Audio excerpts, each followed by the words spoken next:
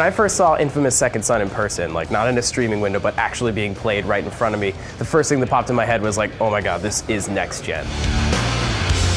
We've seen a lot of titles that are kind of anchored by the Xbox 360 and the PlayStation 3 and subsequently scaled back because of it.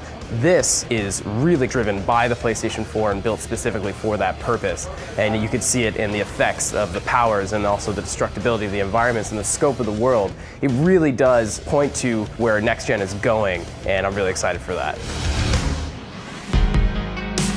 What drives the Infamous games is story and getting lost in that, and for, in the past two ones, seeing what Cole's going through and connecting with it. But for Delson's story, I think the game looks so real, and to put it in Seattle and to have it be so beautiful, it seems like something I'm gonna totally get lost in. When the demo started, what totally blew me away was how beautiful this game looks. I mean, the first thing I saw was Delson jump off a building, and his little jean jacket's flipping in the wind as he glides to the ground. But then he starts blowing stuff up, and you see the rocks fly, and you see all these animations, not just for him, but for the environment, right? How beautiful it is to go from these green treescapes, right, into the city, to see graffiti on the walls, see different districts, to see Seattle come to life. Even that Pink Elephant car wash is there.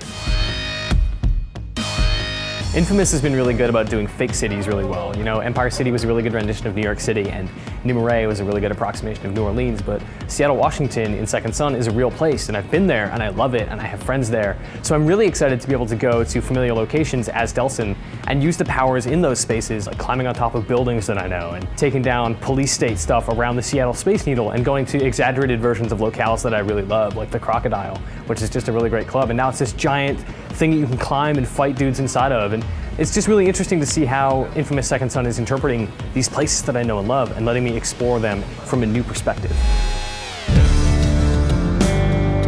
There's a lot of reasons to be excited for Infamous Second Son, but chief among them has to be Troy Baker.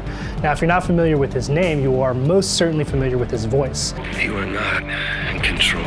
He had a breakout year this year playing characters like Joel from The Last of Us, Booker DeWitt from BioShock Infinite, and Joker from Batman Arkham Origins. Nice of you to drop in. This guy is a guy who has an amazing on-screen presence and an incredible voice that is very diverse and versatile. I can't wait to see what he brings to this new character, because those other three characters are very different, and Delson Rowe is certainly a different step in a different direction. Best 2 out of 3. There are like a million reasons why I'm excited for Infamous Second Son. I think my favorite is kind of this new ability-taking thing they've added that's almost like Mega Man, where when you defeat another conduit, you can absorb their power. And so the two that we've seen so far are Smoke, which is Delson's original power at E3, and then this Neon power they revealed at Gamescom. And it's really cool because they're totally different. They affect how you move through the environment. They affect how you can fight enemies. Kind of this special power, like the orbital strike we saw, changes when you have a different ability. And I think it's really cool because it kind of makes the game feel like your own. Like, assuming that you're able to switch back and forth between those, I can kind of make my Delson into the character I want to. There is kind of a moral choice system in Infamous 2, but here that might be replaced by the powers that you're actually using. And I think that's a really cool, like, unique way to make it feel like my experience in Infamous Second Son.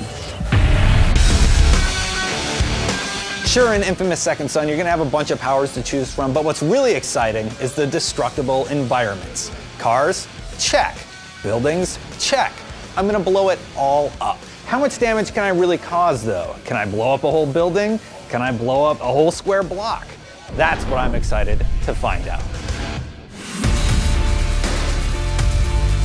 So here's one of the major reasons why I'm excited about Infamous Second Son. We know Infamous on PlayStation 3 was good. We know Infamous 2 on PlayStation 3 was even better. But what about the pedigree of the studio that makes the game, Sucker Punch?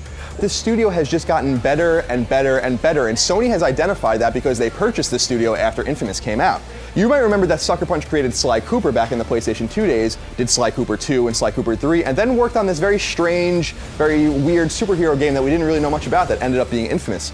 But I think Infamous Second Son will be that breakout title, not only for Sucker Punch, but for PlayStation 4 specifically, if history tells us anything about the evolution of Infamous in particular.